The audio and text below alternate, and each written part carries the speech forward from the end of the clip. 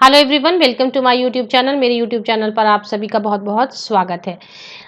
तो दोस्तों, आप सभी जानते हैं कि अगर आप शॉर्टलिस्ट होना चाहते हैं किसी भी इंटरव्यू के लिए या किसी भी जॉब के लिए सिलेक्ट होना चाहते हैं, जो बेहद ही खास चीज़ होती है वो होती है आपकी रेज्यूमे, बायोडेटा या सीवी भी आप कहते हैं। अगर इसमें दम है तो आपके शॉर्टलिस्ट होने के चांसेस भी काफ़ी ज़्यादा बढ़ जाते हैं। तो सबसे ज़रूरी चीज़ होती है एक इम्प्रेसिव इफ़ेक्टिव बायोडेटा बनाना, जो आपके इंटरव्यूअर को, आपको शॉर्टलिस्ट करने वाले लोगों को बेहद ही पसंद आए और वो आपको बुलाने के लिए, इंटरव्यू करने के लिए ज़रूर शॉर्टलिस्ट करें।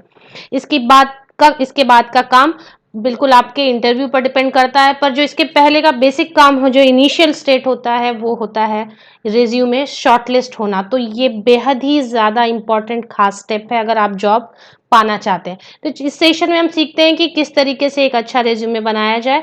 इसके लिए मैं आपको लेकर चलती हूँ एक सैम्पल रिज्यूमे की तरफ, और वन बाय वन सारे स्टेप्स हम इसमें डिस्कस करेंगे कि सारे स्किल सेट आप कैसे एक साथ लेकर लिखें, जिससे एक छोटा बेहद ही प्यारा और इम्प्रेसिव रिज्यूमे बना सकें।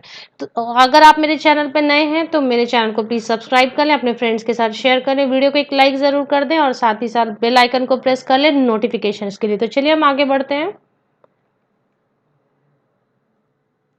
यहाँ पे आप देख सकते हैं ये रिज्यूमे आपको दिख रहा है। सबसे पहले आपको कैंडिडेट का नाम, आपका मोबाइल नंबर और आपका ईमेल आईडी, मोबाइल नंबर या फिर आपका जो भी लैंडलाइन नंबर है वो यहाँ मेंशन करना, और ईमेल आईडी, जिससे शॉर्टलिस्ट होने पर सबसे पहले आपके कॉन्टैक्ट नंबर को वो ट्रेस कर सके। पर्सनल ऑब्जेक्टिव आपको लिखना है, जो भी पर्सनल ऑब्जेक्टिव आप लिखना चाहते हैं आपके दिमाग में है। जैसे यहाँ लिखा है, to achieve a position that gives me an opportunity to experience and expand my knowledge while contributing creative solutions for advancement of the organisation.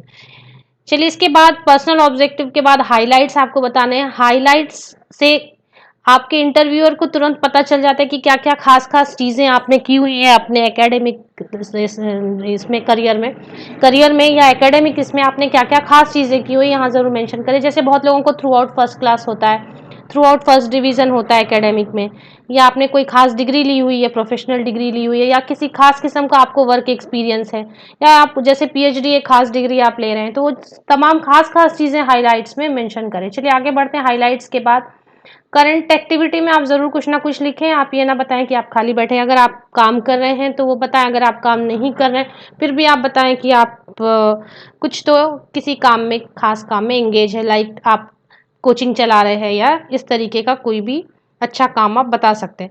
Professional qualification में आप 10th 12th और बीएससी के अलावा जो भी आपने खास डिग्री ली हुई है, जैसे आपने जो भी प्रोफेशनल डिग्री ली हुई है, अगर आपने एमबीए किया है या आपने बैचलर ऑफ एजुकेशन किया है या diploma in education net set किया है, सीटेट किया है, उस ईयर के साथ में आपको मेंशन करना है, या आपने एमसीए की हुई है, या आपने कोई भी खास प्रोफेशनल डिग्री ली हुई है तो आप ज़रूर, और जितने भी प्रोफेशनल डिग्रीज हैं वो सभी आप यहाँ पर बुलेट्स में मेंशन करें। चलिए, एरिया ऑफ स्पेशलाइजेशन उसके बाद आपको बतानी है। एरिया ऑफ स्पेशलाइजेशन में ऑफकोर्स आप जो काम करना चाहते हैं, जिस काम के लिए आपने एक्चुअली ये रिज्यूमे बनाया है, जिस एरिया में, फील्ड में आप एंटर करना चाहते हैं, उसमें से आप बताएं कि आपने क्या क्या, आपकी क्या क्या स्पेशलिटी है, आप क्या क्या कर सकते हैं, आप सब्जेक्ट कौन कौन से खास खास सब्जेक्ट पढ़ा सकते हैं, या जो भी आप काम, स्पेशल काम कर सकते हैं कंपनी के लिए, ऑर्गेनाइजेशन के लिए, इंस्टीट्यूट के लिए, वो यहाँ पर आप ज़रूर बताएं। उसके बाद आप करियर हिस्ट्री में बताएं आपने कहाँ कहाँ काम किया है बुलेट्स में। जैसे worked as assistant professor at this, कहाँ से कब, कौन से ईयर से कौन से ईयर तक किया है, फिर आपने कौन से ईयर से कौन से ईयर तक, अगर आपने विजिटिंग भी कहाँ पे, विजिटिंग फैकल्टी या पार्ट टाइम काम भी किया तो उसे भी ज़रूर मेंशन करें। तो आपने जितनी भी जगहों पर काम किया उन्हें ज़रूर बुलेट्स में लिखें, लेकिन जो सबसे लास्ट आपने काम किया वो सबसे ऊपर दिखना चाहिए।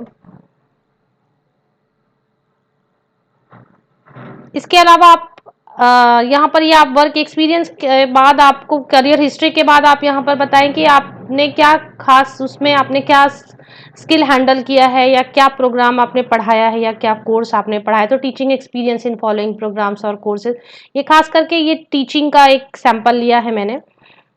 तो अगर आप दूसरे फील्ड से भी रिलेटेड हैं तो इस तरीके से आप अरेंज कर सकते हैं। जैसे यहाँ पर लिखा है, टीचिंग एक्सपीरियंस में एमएमएस में पढ़ाया, पीजीडीएम में पढ़ाया, पीएमबीए में, बीएससी में पढ़ाया, एटसेट्रा।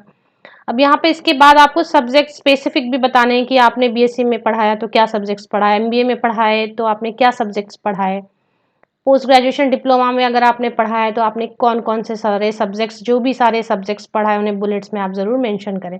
उसके अलावा किसी भी ऑर्गेनाइजेशन में आप काम करें तो वहाँ एक मेन वर्क तो रहता है, उसके अलावा अलाइड रिस्पॉन्सिबिलिटीज़ भी बहुत सारी दी जाती हैं हर एम्प्लॉय को, तो वो अलाइड एंड रिस्पॉन्सिबिलिटीज़ भी मेंशन करना बेहद इंपॉर्टेंट होता है।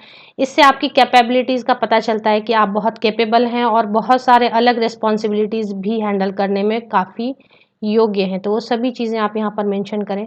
जैसे worked as course coordinator means आपने एज अ टीचर काम किया, एज एन असिस्टेंट प्रोफेसर काम किया, अपार्ट फ्रॉम दैट आप कोर्स कोऑर्डिनेटर रहे, आप एग्जामिनेशन कमेटी के मेंबर रहे, या आप अनफेयर मीन कमेटी के मेंबर रहे, या आपने कोऑर्डिनेटर इंडस्ट्रियल विजिट्स करवाए वगैरह, तो वो सारी चीज़ें आप यहाँ पर लिखें। एडमिशन प्रोसेस में आपने असिस्ट किया, आपने यूनिवर्सिटी ग्रांट के लिए वर्कशॉप्स के लिए प्रपोजल्स बनाए, तो ये सारी चीज़ें आप यहाँ पर मेंशन करें। इसके बाद एजुकेशनल क्वालिफिकेशन को वापस से सारी एजुकेशनल क्वालिफिकेशन आप वापस से लिखें। यहाँ पर यूनिवर्सिटी के साथ में वो जब आपने ऊपर लिखा वहाँ पे समरी थी, यहाँ पर आप अच्छे से डिस्क्राइब करें किस यूनिवर्सिटी से किस ईयर में लिया और कितने परसेंटेज के साथ लिया। इसमें भी 10th और 12th को छोड़ के आप एमएससी, मास्टर्स की, पोस्ट ग्रेजुएशन की, ग्रेजुएशन, उसके अलावा प्रोफेशनल डिग्रीज की सारी डिटेल यहाँ पर एजुकेशनल क्वालिफिकेशन में दे सकते हैं इस तरीके से। और टेक्निकल स्किल हो, टेक्निकल स्किल में आप विंडोज़ आप जानते हैं या जो भी आप जानते हैं, एसपीएसएस जानते हैं, आप जो भी जानते हैं, कंप्यूटर की नॉलेज है आपको, या कुछ और लैंग्वेजेस एटसेट्रा कुछ और भी जानते हैं, तो वो भी आप अलग से लिख सकते हैं। बहुत से सेमिनार्स, वर्कशॉप्स हम अटेंड करते रहते हैं टाइम टू टाइम जब हम वर्क करते हैं किसी ऑर्गेनाइजेशन के लिए, तो ऑर्गेनाइजेशन की तरफ से या हम पढ़ाई करते वक्त भी बहुत सारे सेमिनार्स एंड वर्कशॉप्स बाहर जाकर अटेंड करते हैं। वो जो बाहर जाकर हम अटेंड करते हैं किसी दूसरे स्टेट में, किसी दूसरी सिटी में या दूसरी जगह पर, वो ज़रूर आप मेंशन करें 1 बाय 1 यहाँ पर। इसके अलावा आपने कुछ और भी काम किए हैं तो वो भी आप ज़रूर बताएं। अलाइड रिस्पॉन्सिबिलिटी के अलावा भी और कुछ खास प्रोसीजर, खास एकेडमिक चीज़ों में या किसी खास चीज़ में आपने पार्टिसिपेट किया तो वो ज़रूर बताएं। आपने विजिट्स किए, इंडस्ट्रियल विजिट्स किए हैं तो वो आप ज़रूर मेंशन करें इस तरीके से। और इन सब के बाद में आप फिर इसे बॉक्स फॉर्म में, टेबुलर फॉर्म में सारा 10th 12th BSc, graduation, post graduation और बाकी जितनी भी आपकी डिग्रीज हैं वो यहाँ पर आपको डिग्री का नाम, किस यूनिवर्सिटी से आपने पास आउट किया, जो सब्जेक्ट्स हैं वो आपको बताने हैं, कौन से सब्जेक्ट्स मेन सब्जेक्ट्स थे 10th में 12th में, कौन सा डिवीज़न फर्स्ट सेकंड वो लिखना है, ईयर ऑफ पासिंग लिखना है, परसेंटेज ऑफ पासिंग लिखना है। इस तरीके से टेबुलर फॉर्म में सारा एकेडमिक आपको 10th अप टू अब तक आपने जो भी डिग्रीज ली हैं वो सारे यहाँ पर आपको लिखने हैं, समराइज करने हैं टेबुलर फॉर्म में। फिर लास्ट में आपको पर्सनल मेमोरेंडम में लिखना है, डेट ऑफ बर्थ लिखना, आपकी मैरिटल स्टेटस लिखनी, ईमेल आईडी, नेशनलिटी लिखना, आपको कौन कौन से लैंग्वेजेस आते हैं, इंग्लिश हिंदी के अलावा भी जो लैंग्वेजेस आते हैं लाइक गुजराती, मराठी, आसामी, वो सब लिखना। करंट एड्रेस वापस आपको यहाँ लिखना है और डिक्लेरेशन करनी है, I hereby declare that the above written particulars are true to the best of my knowledge and belief.